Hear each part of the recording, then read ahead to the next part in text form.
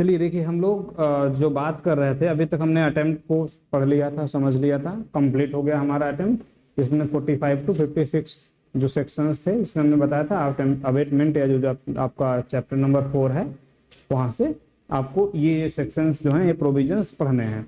उसके बाद हम लोगों ने जो बात की, अगर इस चैप्टर की बात करें तो ये चैप्टर है,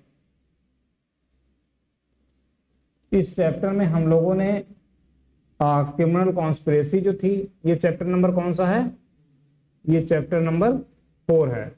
ठीक, इस चैप्टर नंबर 4 में हम लोगों ने जो पहले पढ़ लिया था वो क्रिमिनल कॉन्स्पिरेसी पढ़ लिया था, क्रिमिनल कॉन्स्पिरेसी।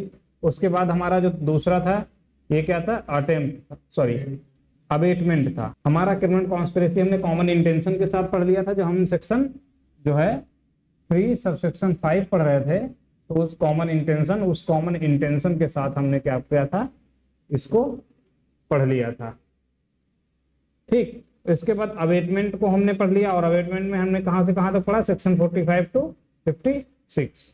ये जो हमारा प्री और मेंस दोनों पॉइंट ऑफ व्यू से बहुत इंपॉर्टेंट है, उसको पढ़ लिया। और ये किसके साथ डील करता है, तो ये सेक्शन 61 के साथ डील करता है। ठीक है, क्रिमिनल कॉन्स्पिरेसी। अब हमारा जो बचा हुआ है अटेम्प्ट जो का ऑफेंस है, और ये सेक्शन कौन सा सेक्शन है, सेक्शन 62 ऑफ बीएनएस, भारतीय न्याय संहिता का जो सेक्शन 62 है, वो क्या करता है, अटेम्प्ट के साथ अटेम्प्ट का जो प्रयत्न का जो अपराध है उसके साथ डील करता है। तो ये, और इस चैप्टर का थर्ड सेगमेंट है या तीसरा पॉइंट आप कह सकते हैं, क्योंकि और ये तीनों के तीनों क्या हैं, मैंने आपको बताया था, ये तीनों के जो तीनों हैं ये क्या हैं, इनक्वाइट ऑफेंस हैं, इनक्वाइट ऑफेंसेस हैं, या इसको क्या कहते हैं सुधा, इनक्वाइट ऑफेंसेस, या इन्हें हम इनकम्प्लीट ऑफेंस भी कहते हैं, इनकम्प्लीट ऑफेंसेस। ठीक, इनकम्प्लीट ऑफेंसेस या इनक्वाइट ऑफेंस, अपूर्ण अपराध। अपूर्ण अपराध क्यों, क्योंकि हमने एक जनरल जो सामान्य सिद्धांत बताया था अपराध का, वो क्या था कि actus mens rea plus actus reus is equal to offence. ठीक, तो एक सामान्य सिद्धांत क्या है, किसी भी व्यक्ति की लायबिलिटी बनाने के लिए, बस अभी मैं आपका वेट कर रहा था और बस जस्ट एक जनरल सी एक कन्वर्सेशन शुरू किया हूं, कुछ ही आपका छूटा नहीं है। ठीक, तो एक सामान्य सिद्धांत क्या है अपराध होने के लिए, mens rea plus actus reus is equal to offence. ठीक, तो यहां पर जब इनक्वाइट ऑफेंस की बात करते हैं तो यहां पर क्या होता है, इसमें क्या देखा जाता है, मेंसरिया देखा जाता है, क्या होता है, या एक्ट देखा जाता है, किसके आधार पर बनती है लायबिलिटी, दोनों मैंने अलग अलग बताए थे। इनक्वाइट, पीछे खोलिए, इनक्वाइट ऑफेंस और वो आपका स्ट्रिक्ट लायबिलिटी, उसमें देखिए स्ट्रिक्ट लायबिलिटी मैंने लिखवाया था, और इनक्वाइट ऑफेंसेस देखिए क्या लिखा हुआ है, हो गया, एलिमेंट लिखे थे उसके साथ ही। हाँ, क्या है,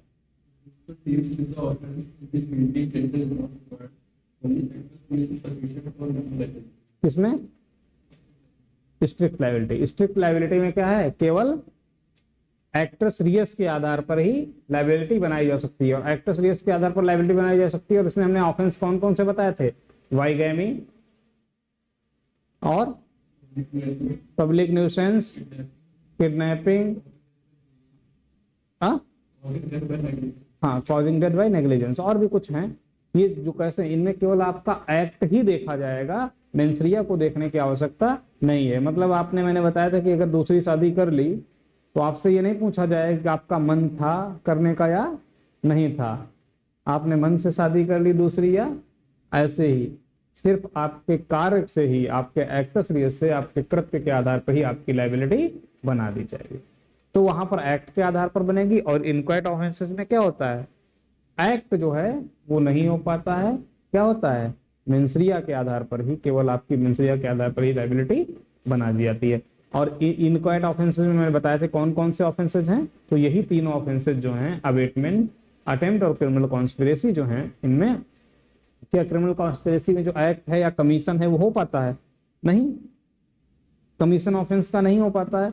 और ऐसे ही क्या है आपका अबेटमेंट में भी और यही चीज है कि कमीशन एक्ट उसका नहीं होता है। तीसरा क्या है आपका अटेम्प्ट है, और अटेम्प्ट तभी हो पाएगा जब कमीशन नहीं होगा तो, और उसके प्रेफरेंस में कोई उसके प्रेफरेंस में जो मेंसरिया है उसके प्रेफरेंस में कोई एक्ट कर दिया जाता है, या उसकी प्रिपरेशन कर रहे होते हैं या आप करते हैं, और जो आप रिजल्ट चाहते हैं वो रिजल्ट आप प्राप्त नहीं कर पाते हैं, तो क्या हो जाता है अटेम्प्ट हो जाता है, कमीशन नहीं होता है।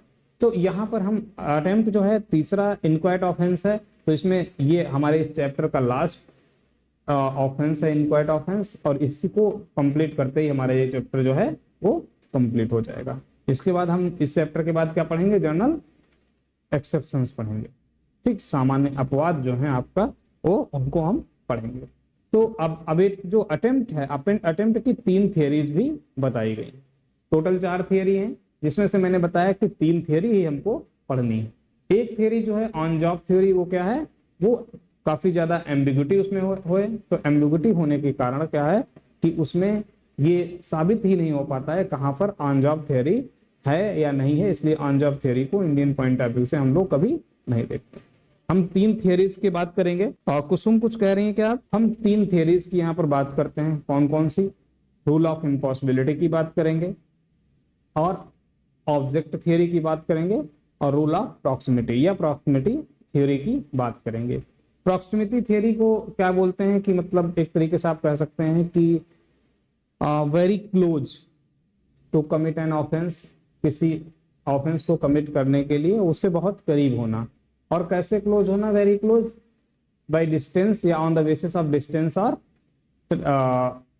आपका टाइम या डिस्टेंस से बहुत क्लोज होना, ये क्या कहलाता है आपका प्रॉक्सिमिटी रूल कहलाता है। इसको सन्निकटता का सिद्धांत भी कहते हैं, हिंदी में सन्निकटता का सिद्धांत, ठीक। तो जो प्रॉक्सिमिटी रूल है इसको देखेंगे, फिर ऑब्जेक्ट थियरी में देखेंगे, और उसके बाद देखेंगे हम इम्पॉसिबिलिटी।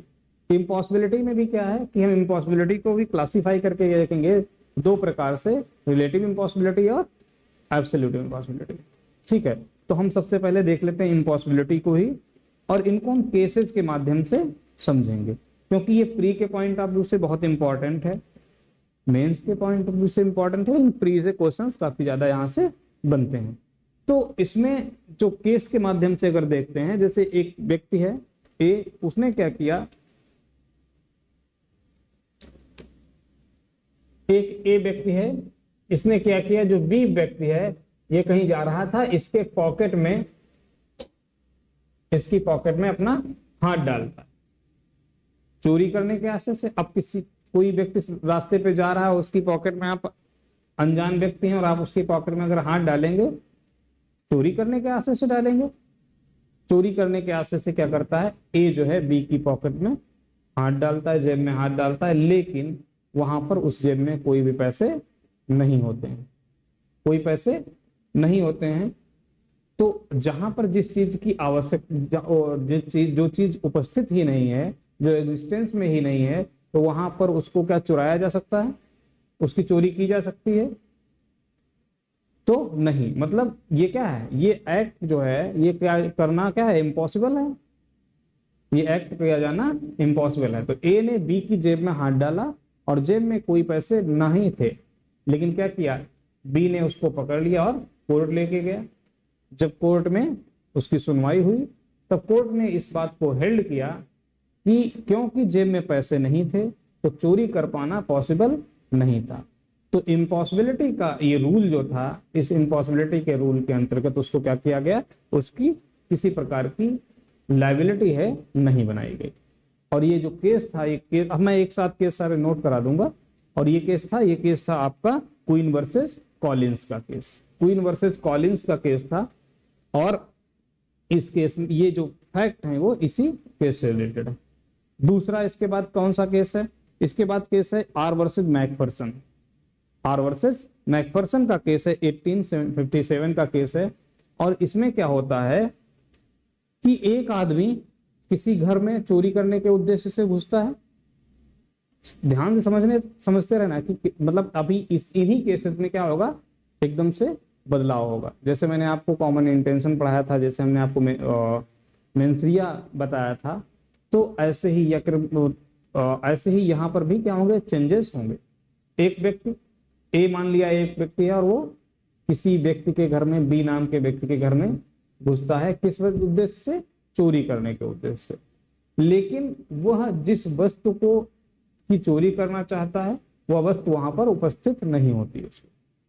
यहाँ पर भी क्या होता है, इसको कोर्ट में ले जाया जाता है और कोर्ट में ले जाकर जब सुनवाई होती है तो सुनवाई में क्या हो जाता है कि जो कोर्ट है, कोर्ट के द्वारा हेल्ड किया जाता है कि जब वह वस्तु जिसकी चोरी करने के लिए ऐसा व्यक्ति आया था जो वहां पर उपस्थित ही नहीं थी, तो उसकी लायबिलिटी जो है किसी प्रकार से नहीं बनाई जाएगी।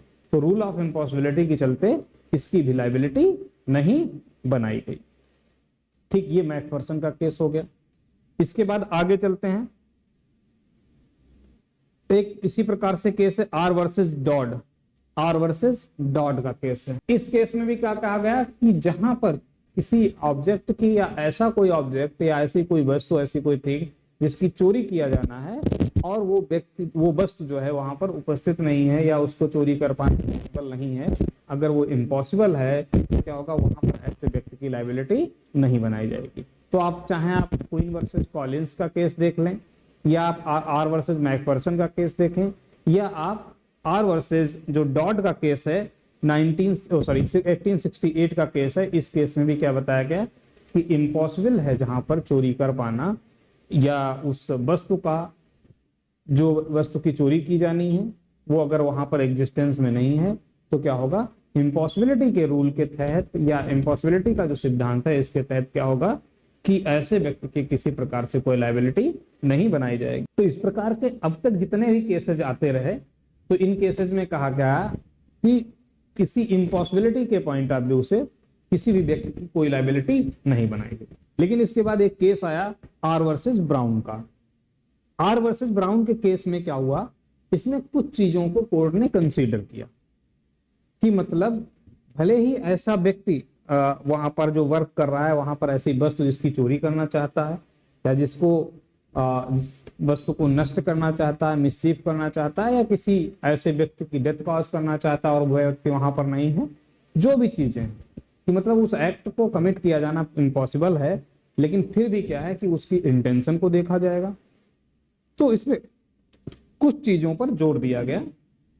यहां से कोर्ट का जो नजरिया है वो क्या हुआ, बदला, कोर्ट का नजरिया बदला। और इसके बाद एक केस आया आर वर्सेस रिंग का केस। आर वर्सेस रिंग के केस में, आर वर्सेस रिंग के केस में जो है क्या कर दिया गया, इन सभी मामलों को पलट दिया गया, इन सब मामलों को पलट दिया गया। और ऐसी दशा में जहां पर क्या हुआ कि जो भी, चाहे वो चोरी का मामला हो या जो भी ऐसे मामले हैं जहां पर इम्पॉसिबिलिटी वाली बात को क्या किया गया, अभी तक ये मान के किया गया कि इसमें किसी प्रकार की कोई लायबिलिटी व्यक्ति की, जो एक्यूज्ड पर्सन है उस एक्यूज्ड पर्सन की लायबिलिटी नहीं बनाई जाएगी। तो ये केस भी ऐसे मिलता जुलता केस था कि जिसमें क्या कहा गया कि मतलब एक जो ए नाम का व्यक्ति था उसने क्या किया कि कोई महिला थी, ये ए नाम का व्यक्ति था, कोई महिला थी, बी नाम की हम मान लेते हैं महिला थी, और इस महिला के हैंडबैग में जो पर्स नहीं आप लोग डाल के चलते हैं, उस हैंडबैग में क्या किया, इसने हाथ डाला चोरी करने के लिए।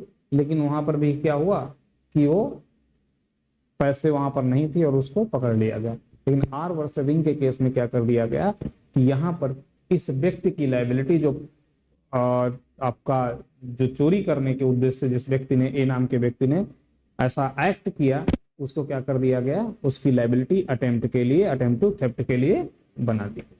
ठीक है, अटेम्प्ट टू थेफ्ट के लिए बना दी गई। तो आर वर्सेस रिंग का जो केस था ये बहुत ही इंपॉर्टेंट केस है। क्यों इंपॉर्टेंट केस है, क्योंकि इसमें पहली बार क्या हुआ था, अटेम्प्ट टू थेफ्ट या इस प्रकार की जो इम्पॉसिबिलिटी की जो रूल था या थियरी थी, उसके आधार पर इसमें क्या हुआ, पहली बार लायबिलिटी बनाई गई। अब इसी इम्पॉसिबिलिटी की जो थियरी है, इस इम्पॉसिबिलिटी को हम क्या करते हैं, इसको हम दो भागों में बांट लेते हैं, एब्सोल्यूट इम्पॉसिबिलिटी और दूसरा कैसा, रिलेटिव इम्पॉसिबिलिटी।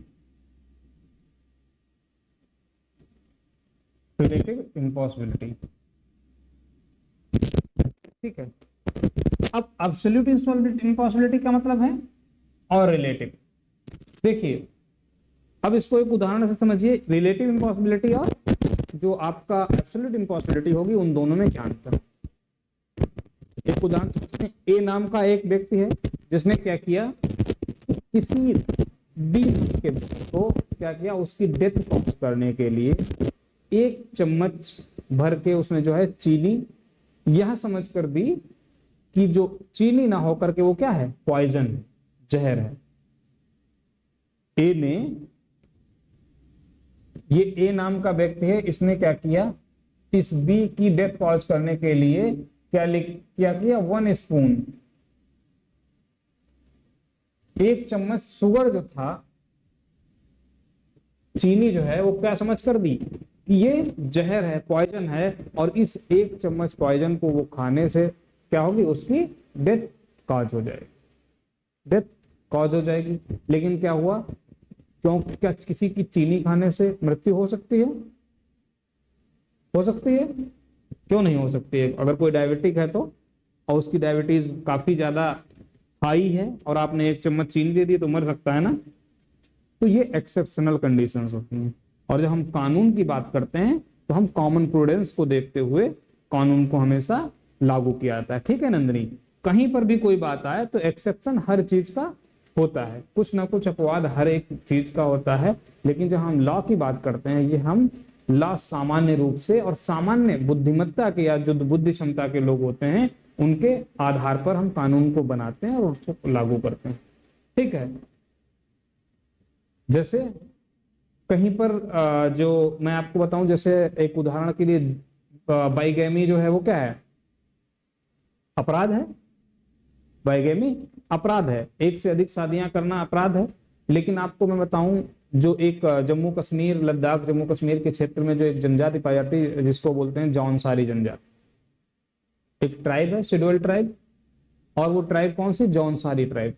उस जौनसारी ट्राइब में बहुपतित्व का प्रचलन है, ऐसी प्रथा का, बहुपतित्व प्रथा का प्रचलन है, और उसमें एक महिला के 1 से अधिक कई सारे पति हो सकते हैं, 2, 3, 4, 5। ठीक है, और वो अपने आप को, जौनसारी जनजाति के लोग अपने आप को पांडवों के वंशज कहते हैं। अब कोरिलेट कर लेंगे चीजों को, नहीं, द्रौपदी के कितने पति थे, बाई चांस ऐसा हो गया था वो ठीक है, लेकिन वो अपने आप को जो है उनका वंशज, ये फैक्ट है, मजाक नहीं। आपसे क्वेश्चन पूछ लिया जाए, जौनसारी जनजाति अपने आप को किसके वंशज कहते हैं, नीचे पांडव, कौरव, ये सब ऑप्शन में होगा तो आप पांडव ही लगाएंगे। ये फैक्ट है, ये आपको बुक्स में मिल जाएगा, जब ट्राइब्स के बारे में पढ़ेंगे तो मिलेगा। जैसे कौन सी वो जनजाति है जो दीपावली को शोक दिवस के रूप में मनाती है कोई ऐसी जनजाति जो दीपावली को हम लोग तो उत्सव के रूप में मनाते हैं और वो शोक दिवस के रूप में मनाते हैं। और अगर वो शोक दिवस के रूप में मनाते होंगे तो आप सोचो अपने आप को किसके वंशज कहते होंगे, रावण के वंशज कहते होंगे। और वो यूपी और उत्तराखंड में सबसे ज्यादा वो जनजाति पाई जाती है, और यूपी के सबसे ज्यादा लखीमपुर खीरी में जनजाति वो पाई जाती है। कौन सी है, उत्तराखंड की सबसे बड़ी जनजाति है वो थारू। थारू जनजाति के बारे में नहीं पढ़ा, थारू जनजाति जो है, अच्छा यहाँ पे अपने यहाँ पे स्टूडेंट नहीं है, अन्य जगह पर मैं था वहां पर कई थारू स्टूडेंट्स थे। ठीक है, लखीमपुर खीरी में बहुत हैं, जिसमें लखीमपुर खीरी में आप जाएंगे दुधवा नेशनल पार्क वाला जो एरिया है, जंगल का एरिया, जिसमें तिकुनिया और चंदन चौकी और उधर के जो भी क्षेत्र हैं, मैलानी के आगे के क्षेत्र, वहां पर ये थारू जनजाति निवास करती है। और लखीमपुर खीरी के अंदर तो आपको बहुत से मतलब बच्चे जो हैं, अब पढ़ाई की तरफ वो काफी उनका रुझान है, तो इस समय लखीमपुर खीरी में, लखनऊ में बहुत से बच्चे जो आपको मिल जाएंगे, और उनको आप देखेंगे तो पहाड़ी जैसे दिखते हैं। ठीक है, क्योंकि पहाड़ों से ही आए हैं, उत्तराखंड से आए हैं, नेपाल बॉर्डर तक थारू पाए जाते हैं।